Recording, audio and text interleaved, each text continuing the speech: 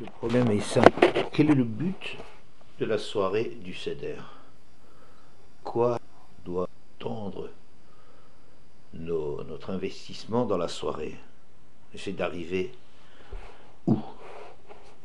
Il y a une Gemara dans Brachot Tet Amud Aleph Amarabi Abba Hakula Alma Modim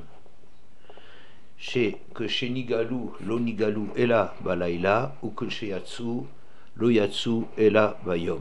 Tout le monde est d'accord sur le fait que la Geoula a eu lieu à Makat Bechorot et la Yetsia, la sortie effective, a eu lieu le jour. C'est-à-dire, il y a une discussion entre Rabbi Elazar ben Azaria et Rabbi Eliezer d'une part, et Rabbi Akiba et Rabbi Yoshua d'autre part. Quel est le moment essentiel de la sortie d'Égypte? Est-ce que c'est le moment où la sortie a été possible, c'est-à-dire le chipazon de Mitzrayim fixe les choses, le des Égyptiens à les jeter, à les expulser de leur pays pourvu qu'on ne les voit plus jamais? Est-ce que c'est ça le moment essentiel qui est de la sortie d'Égypte? Je dirais que ça c'est la thèse des idéalistes. Et la thèse des réalistes par ailleurs, c'est-à-dire ceux qui se règlent d'après la réalité des choses, d'après ce qui est effectivement perçu, c'est Rabbi Akiba et Rabbi Yoshua, comme quoi la sortie a eu lieu le jour. Il y a donc un décalage. Pourquoi? Étant donné que le chipazon, l'empressement de réaliser cette sortie s'est déroulé le jour, donc la sortie effective a eu lieu le 15 Nissan, et contre le fait que le moment essentiel de la sortie, c'est là où les portes sont ouvertes, et donc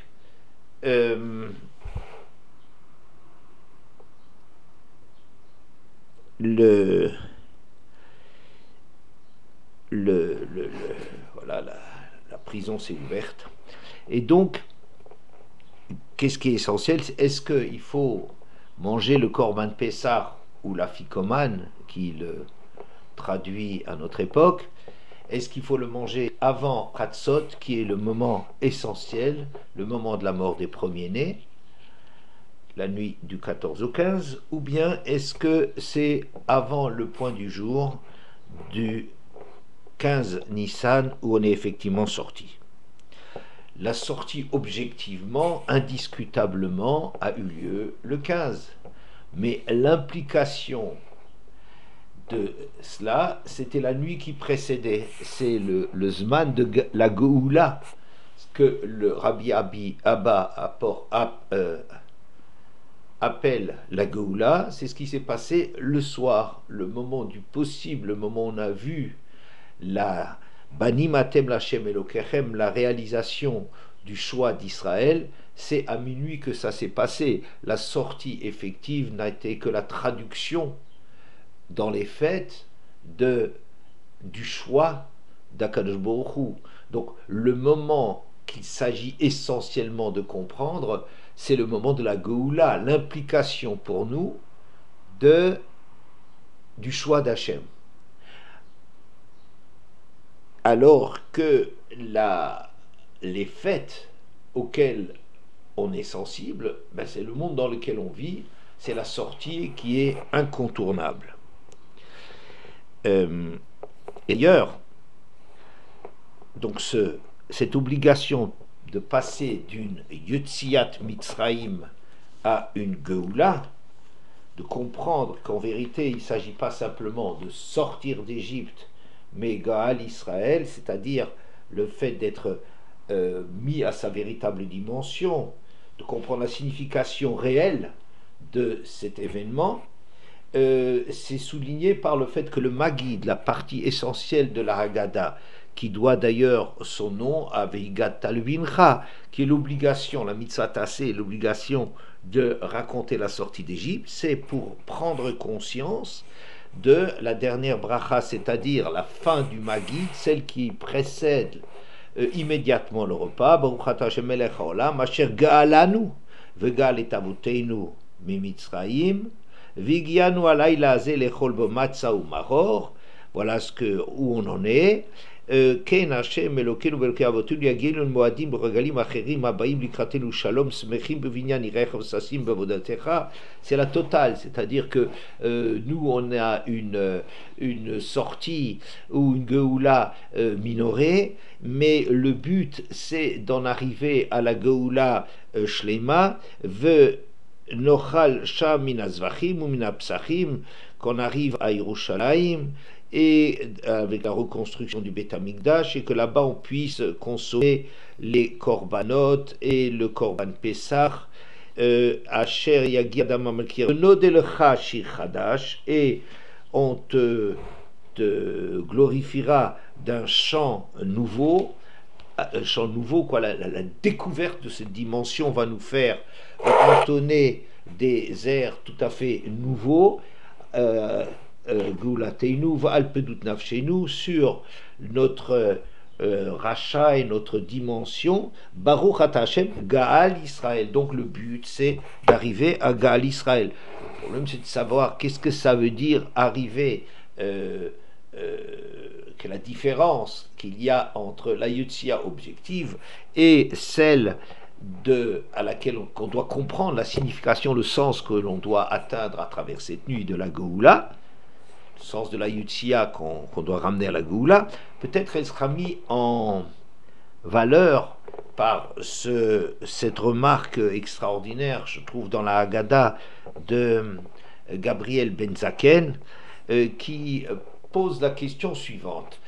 Dans la question du rachat, rachat ma avoda zot lachem, et le rachat, lui, se désengage, il se désolidarise de cette sortie en disant ça c'est une vieillerie. Il ne se rend pas compte que le fait qu'il est encore là aujourd'hui pour contester et pour rejeter est justement dû au fait qu'il a bénéficié de la sortie d'Égypte. Alors dire mais c'est du passé, mais non, ce passé ça te donne droit de citer. C'est idiot la thèse de ceux qui vont faire fi de toute l'histoire du peuple juif, parce qu'elle est vécue comme, je ne sais pas, un mouvement honteux, une période affreuse qu'il s'agit d'oublier, il s'agit de tourner la page et de construire un état nouveau à notre image. Et la seule chose essentielle qu'ils oublient, mais qui est vraiment l'essentiel de tout, c'est grâce à toute cette période du passé qu'il y a encore une survivance du peuple juif dans le temps actuel. Alors dire je vais faire fi de ça, ma'avoda zot lachem, qu'est-ce qu'on a à faire avec la sortie d'Égypte, avec de façon générale toute l'histoire qui a précédé 1948, qu'est-ce que j'en ai à faire, puisque maintenant il s'agit de construire un État nouveau, et sans se rendre compte que c'est la question du rachat. Et toi, tu dois lui agacer les dents par une réponse du même cru. Toi, tu dis que tu ne participes pas à l'histoire. Il doit y avoir un égal. Mais si tu avais été là-bas, tu n'aurais pas été sauvé. Alors, extraordinaire. Toi, tu prétends, on n'a pas besoin du passé. Mais au contraire, je te dis, ceux qui pensent cela n'auraient pas été sortis. Question formidable de Gabriel Ben Zaken. Mais on a vu qu'il y a plein de Rochaïm qui sont sortis.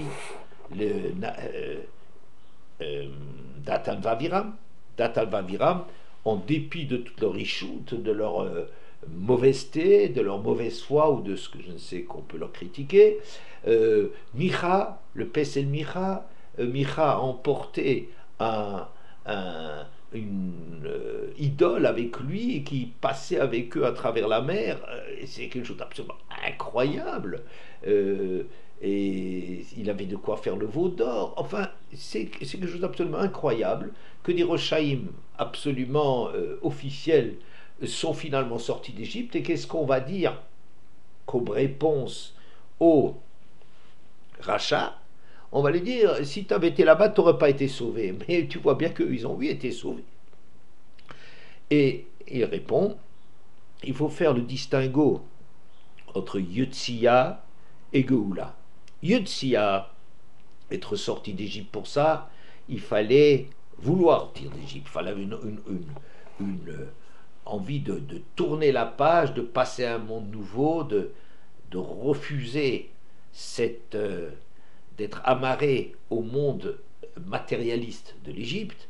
Pour cela, il suffisait de vouloir sortir, et donc les gens qui acceptaient de sortir, qui acceptaient le défi de l'histoire, d'affronter la sortie, ceux-là sont sortis et ne sont pas morts dans la plaie de l'obscurité. Mais Geoula, Imayasham Loaya Nigal, sauvé, il n'aurait pas été. Sorti, il aurait été. Mais sauvé, il n'aurait pas été. Donc c'est une magnifique mise au point sur la différence entre la Yotsia, quelque chose de matériel, et qui n'a pas du tout le même niveau d'exigence pour bénéficier de la sortie. Il fallait sortir, vouloir sortir, accepter l'idée de sortir de son monde, et ce qui est d'ailleurs considérable, accepter de sortir de ses habitudes, de là où de l'éducation qu'on a reçue, etc., etc. Mais Geoula, comprendre le sens profond du choix d'Hachem par rapport au Bnei Israël, ça c'est tout à fait une autre affaire. Bien. Alors à propos de ce but de la soirée, qui est de remonter à la source, de comprendre le bekoar de la sortie, on peut rapporter la Gemara Nedarim Lamedbet Amud Aleph, Amar Rabbi Abba ou Amar Rabbi Lozor, Lama Nenash Avraham, Venishtabdu Banav, Matay Veser Shanim Bemitzraim. Comment se fait-il, à cause de quoi, suite à quoi, Avraham a été puni et sa descendance a été sanctionnée de 210 ans d'esclavage en Égypte? Réponse de Rabbi Abba ou Amar Rabbi Lazar, le fils Asa Angaria Betalmide Chachamim, parce qu'il a enrôlé les Talmidei Chachamim. Il a enrôlé les Talmidei Chachamim lorsqu'il a fait la guerre aux 4 rois. Il a enrôlé les gens Yelidé Beto, les gens qu'il avait formés à la Torah. Il les a sortis pour les prendre à l'armée. Deuxième réponse, Shmuel Amar mipnei sheifriz al midotav shel HaKadosh Baruch Hu shenema b'me'eda kirashena. Shmuel dit c'est parce qu'il a exagéré sur de demander des preuves à la promesse d'Hachem qui lui avait promis la terre, et il lui a demandé comment puis-je être sûr de cela, confirme-moi ça. Bon, on reviendra. La troisième réponse, Rabbi Yochanan dit que c'est parce que Yifrish Bene Adam Milikanes Tachat Kanfe Ashrina, quand il a triomphé dans la guerre des rois et qu'il a ramené les otages, il a récupéré les otages et le butin.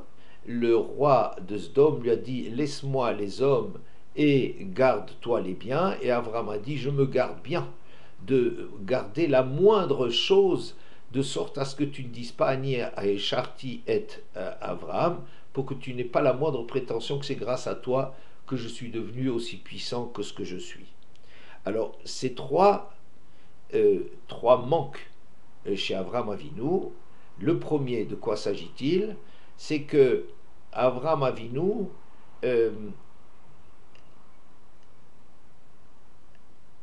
accepte évidemment bien le fait, reconnaît le fait qu'Hachem intervient dans la nature, mais le problème c'est, est-ce qu'on est à la hauteur d'obtenir,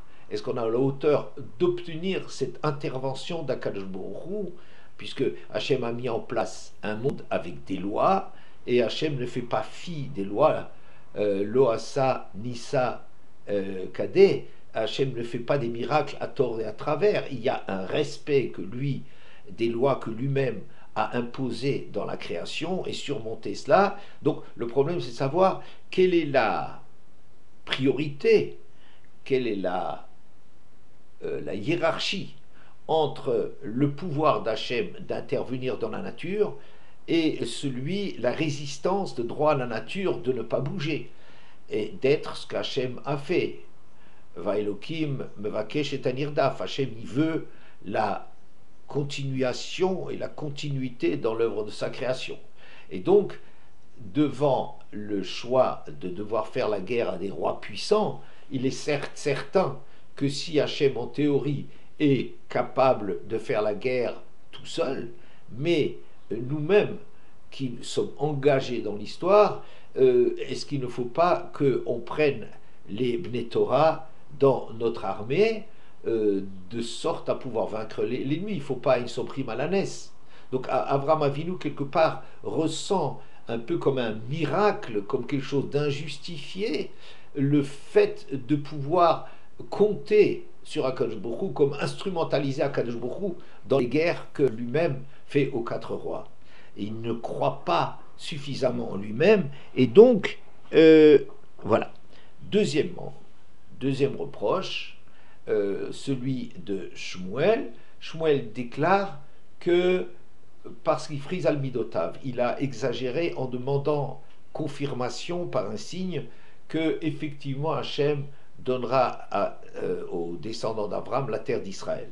Alors, on peut très bien comprendre le point de vue d'Abraham Avinu aussi dans ce problème, c'est-à-dire qu'il y a toujours un souci chez les gens responsables qui ont construit l'histoire, Shema Gromachet, d'être à la hauteur des promesses qu'Hachem nous fait, en dépit de ce qu'Akadosh Baruch Hu a promis à Yaakov, qu'il reviendra sain et sauf chez ses parents. Yaakov sent qu'Atonti Mikola Chassadim Mikola Emet Asher Asita, il m'a dit que il a tellement reçu de la part d'Hachem qu'il n'a peut-être plus de crédit, et que s'il y a le moindre manquement de sa part d'être à la hauteur de tous les bienfaits qu'Hachem a déversés sur lui, il ne mériterait pas, etc. Et c'est comme ça, la grandeur de Yaakov, c'est de ne jamais vivre les choses comme un acquis. Il n'a jamais, on n'a pas le droit de compter là-dessus. Alors si Abraham Avinu nous demande un signe, c'est que l'enjeu est de taille d'avoir la terre d'Eretz, et bien qu'Hachem l'ait promis, peut-être il pourrait revenir en arrière devant le manque de mérite de la descendance d'Abraham. Et à cela, la réponse est que, à mon avis, que si il y a une relation filiale entre les Bnei Israël et Hachem, cette relation implique, par exemple, que l'héritage du père va au fils. C'est pas une question de est-ce que le fils est méritant ou pas. C'est la structure même de la relation filiale, père et fils. C'est cette structure même qui oblige ça se traduit d'une façon incontournable par le fait que le fils reçoive la qualité de fils est reconnue, et il reçoit la terre d'Eretz pour servir Hachem, pour être le fils d'Hachem. Donc c'est quelque chose de tellement fondamental que cette chose ne peut pas être remise en question par manque de... On peut repousser la date, peut-être, mais la promesse en elle-même est impossible à revenir en arrière. La troisième chose, Ifrish ben Adam, que Abraham Avinu a fait le grand seigneur avec le roi de Sdom, en lui disant Chaz Shalom, que je te doive la moindre des choses.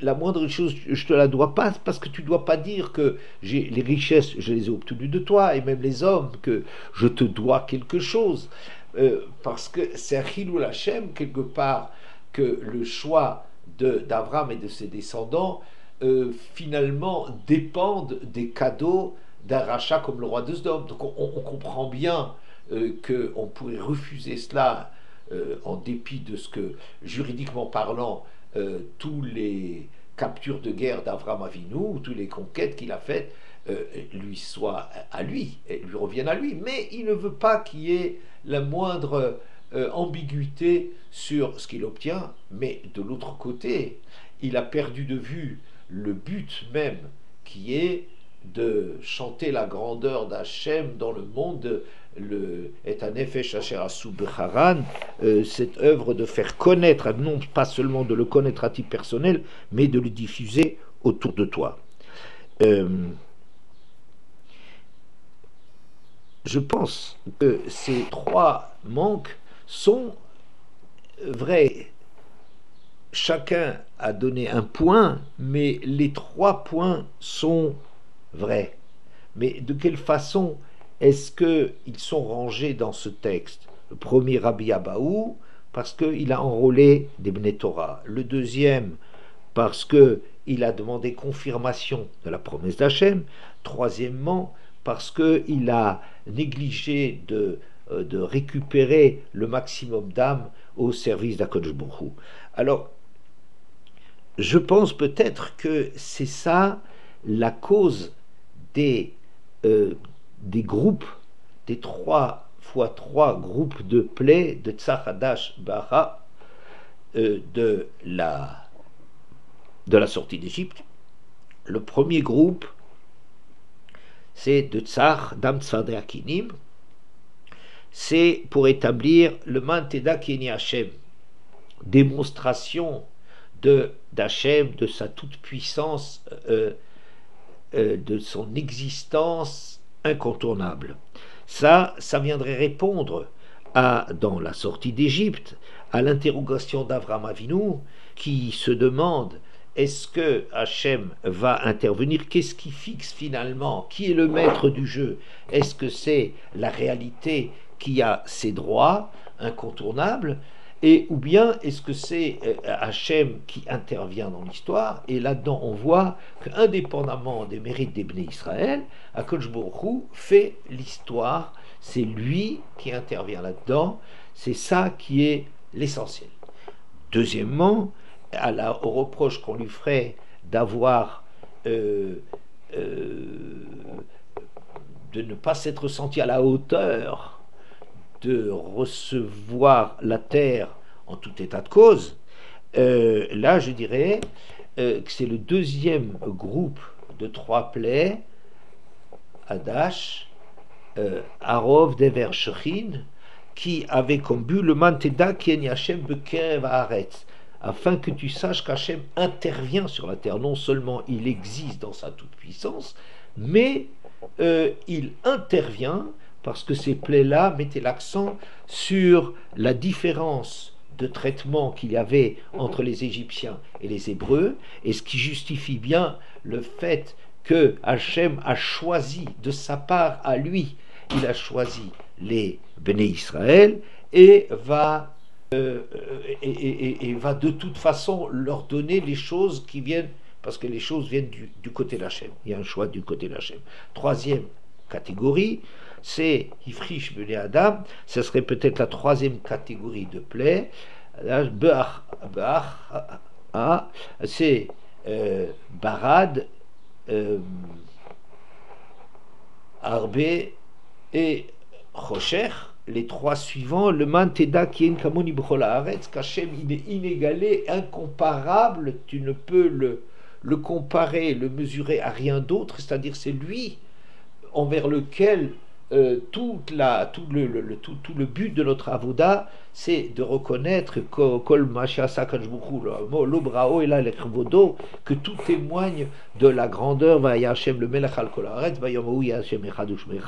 de s'orienter vers la compréhension que tout, absolument, de ce qui a été créé dans le monde a du sens pour montrer la grandeur d'Hachem, sa toute-puissance, son amour pour nous. Voilà.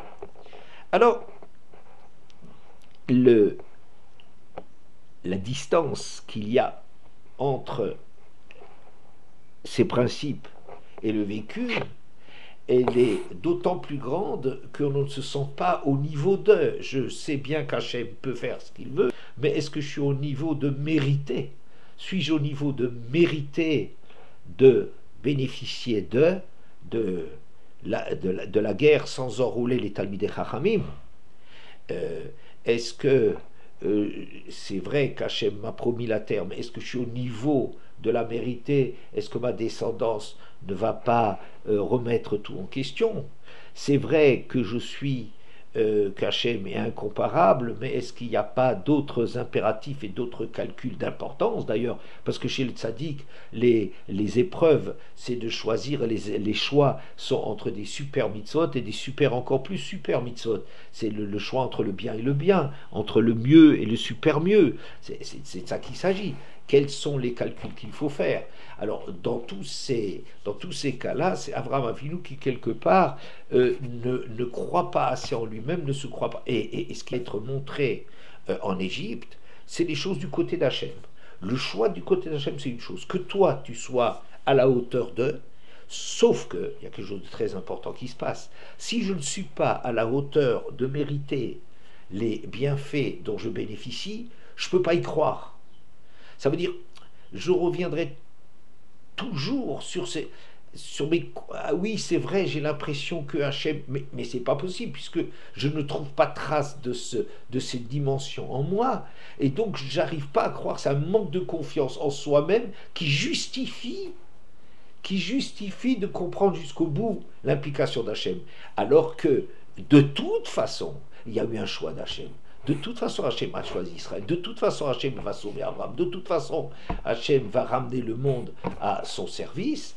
Mais le problème, c'est si je ne me sens pas à la hauteur que ces choses soient justifiées, je n'arrive pas vraiment à y croire. C'est ça la distance qu'il y a entre la Yutzia, les choses qu'Hachem montre, des choses incontournables, les preuves, et des choses qui sont parlantes. Il faut que ces preuves, que le récit de la sortie d'Égypte démontre ces dimensions. Il y a un problème sur ce texte qui est le suivant. C'est que pourquoi Abraham a été puni et sa descendance a été asservie? En général, quand quelqu'un est puni, c'est lui-même qui est puni. C'est pas ses descendants. Bon, il y a des explications déjà qui peuvent être fournies là-dessus, mais pas toutes. En vérité, on ne comprend pas trop bien que si Abraham va remettre en question, par exemple, la promesse d'Hachem, pourquoi est-ce que... Alors dire oui, mais la promesse d'Hachem, et c'est que pour ses descendants, de même bon, non, je laisse tomber ça. Pourquoi est-ce que la descendance, c'est elle qui a dû payer le manque chez Abraham? Alors, je pense c'est parce que Abraham Avinu, c'est le Hav. C'est lui qui contient en germe toute la suite de ses descendants. Et un manque, ou au contraire une qualité d'Abraham Avinu, va forcément se retrouver au niveau de ses descendants. Les côtés positifs extraordinaires de la Emouna d'Abraham Avinu vont se retrouver dans cette capacité des Bnei Israël de se sacrifier, de se laisser jeter dans la fournaise pour le service d'Hachem. Cette dimension a été créée par Abraham Avinu. Le chesed d'Abraham est une dimension dont nous sommes potentiellement les héritiers.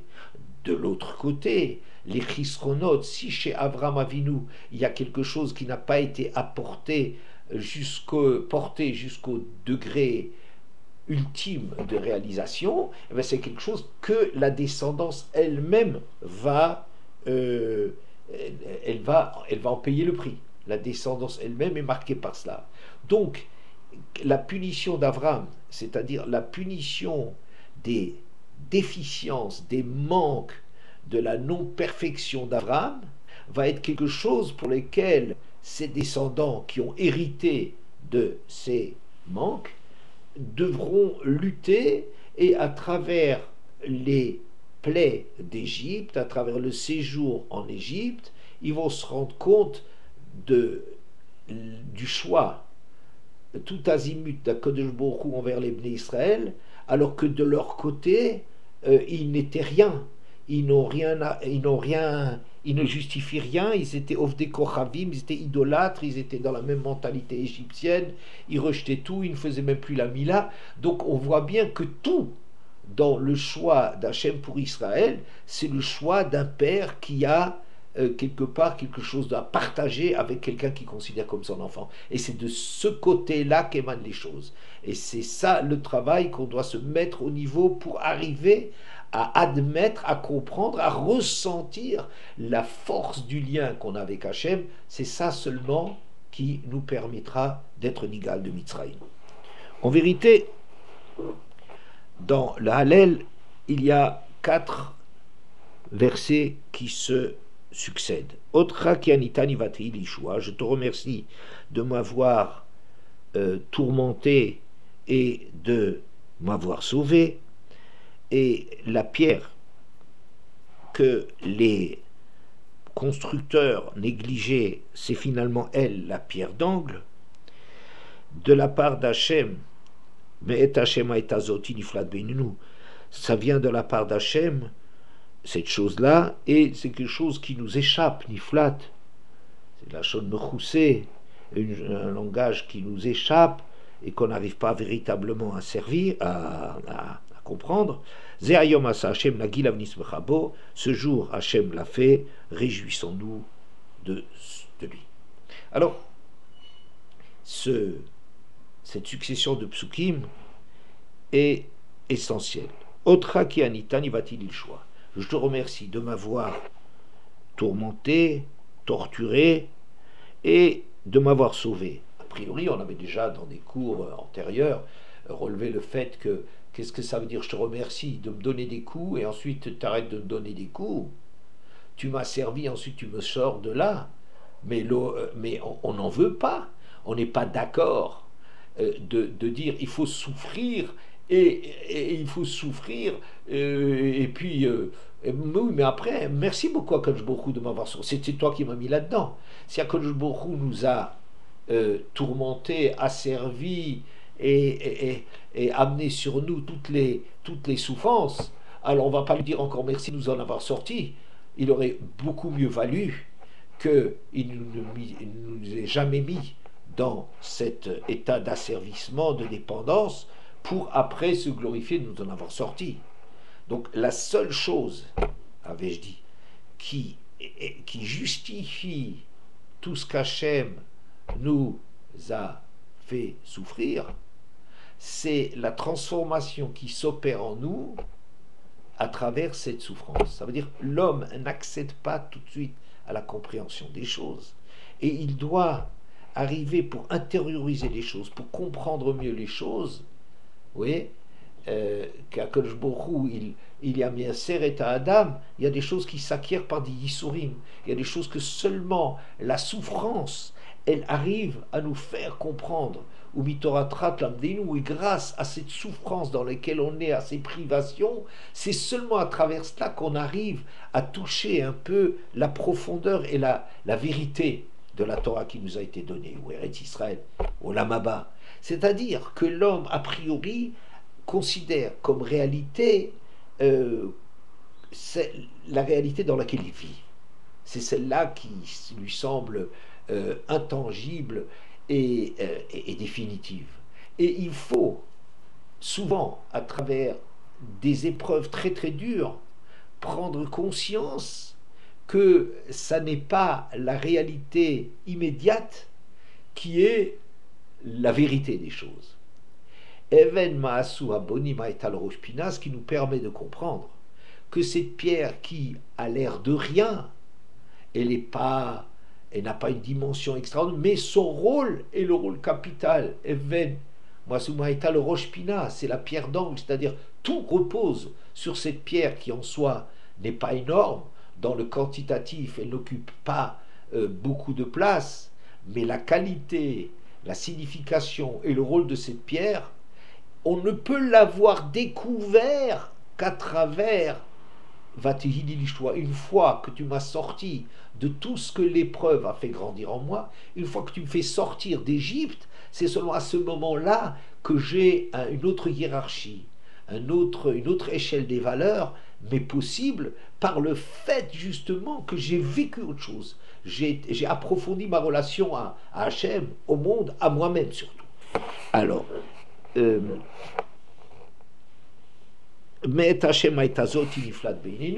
cette chose-là, ça vient d'Hachem, et c'est une chose extraordinaire à nos yeux. Qu'est-ce que ça veut dire? Hiniflat Beininu. Cette chose-là, elle est incroyable. Ça veut dire, c'est une révélation pour nous, incroyable, que finalement, c'est à travers ce mode de recul qu'Hachem nous fait prendre par rapport à l'immédiateté, à l'évidence de l'apparence du monde des lois, de Breshit bara Elohim, c'est quelque chose, c'est la mise en place de ce système. Ze'ayom asa Hashem lagil amnis mechaba, on reviendra encore là-dessus. Le Khatam Sofer pose la question suivante. Tam Ma'u Omer. Dans les 4 fils, il y a le simple, l'innocent. Sa question c'est quoi? Mazot. Qu'est-ce que c'est? Va Martella, Bechozetia, Dotsien Hashem Mitzrayim, tu lui diras, c'est avec une main forte qu'Hachem nous a fait sortir d'Égypte.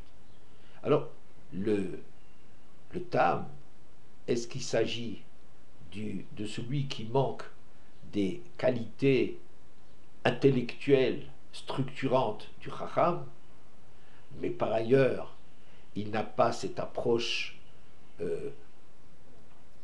avec réticence, avec arrière-pensée du rachat, et il pose des questions dans leur naïveté. Mazot, c'est quoi? Et on lui répond, Bechozekiat, peut-être si quelqu'un est tellement simple, peut-être quelqu'un qui est tellement simple, en vérité,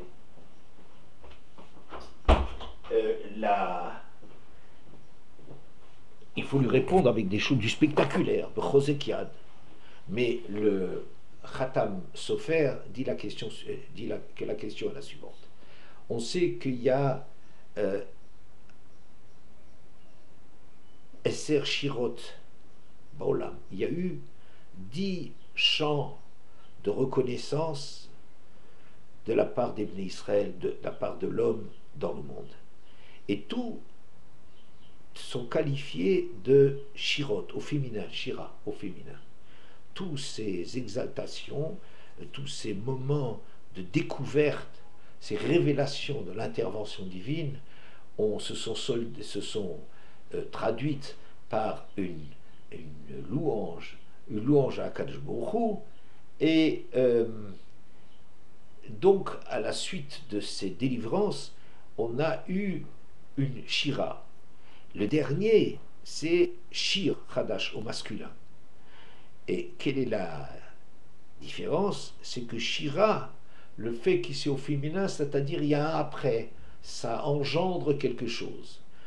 Et la question du Tam, elle est Mazot.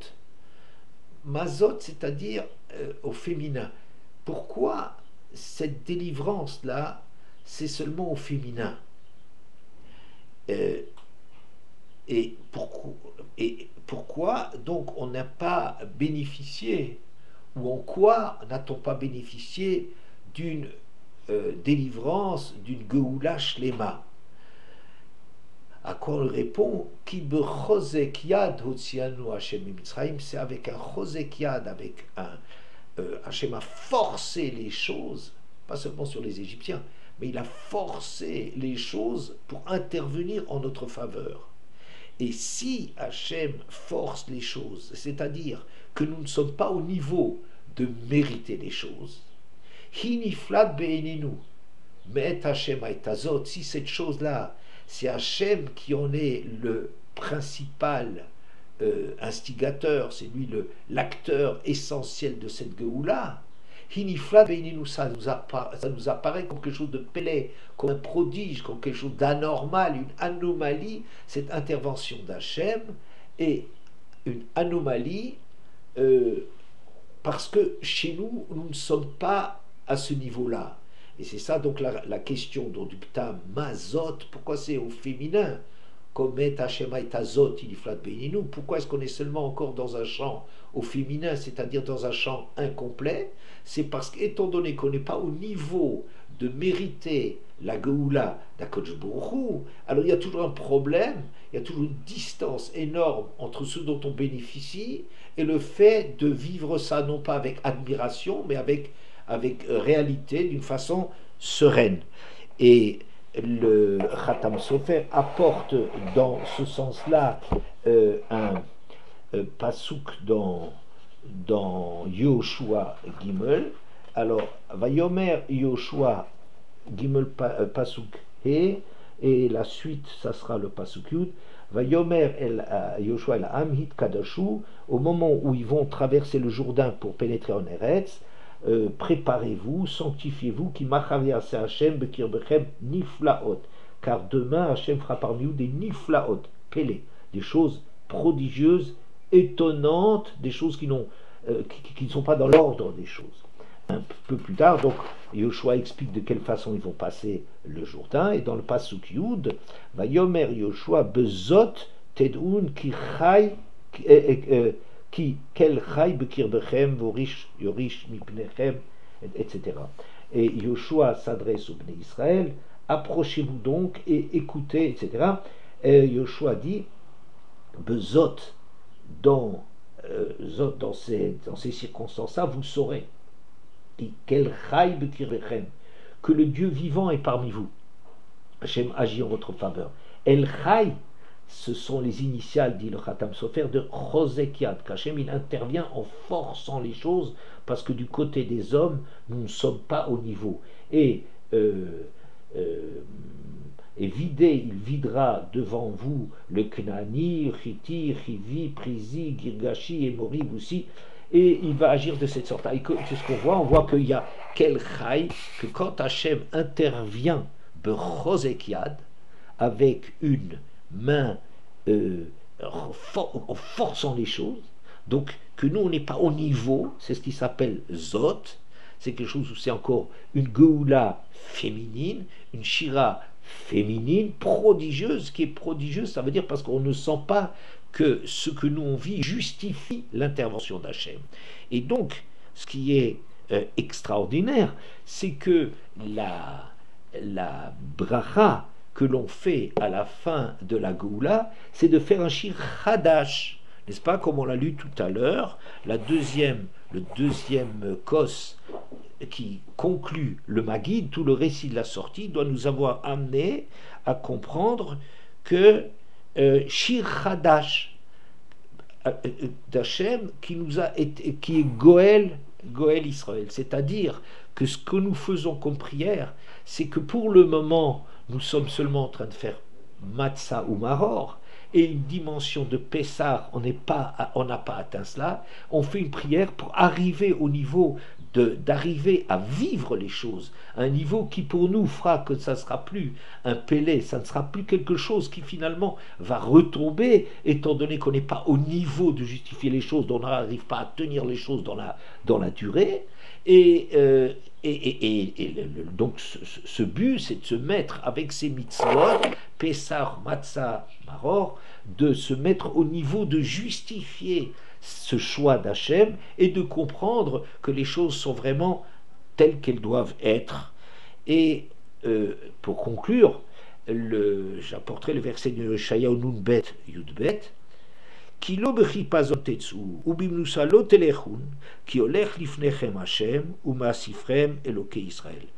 Car ce n'est plus avec de l'empressement, dans la panique que vous sortirez, et ce n'est plus dans une situation de fuyard que vous vous en irez, que vous partirez d'Égypte, car c'est Hachem qui vous conduit, et celui qui vous rassemble, c'est le Dieu d'Israël.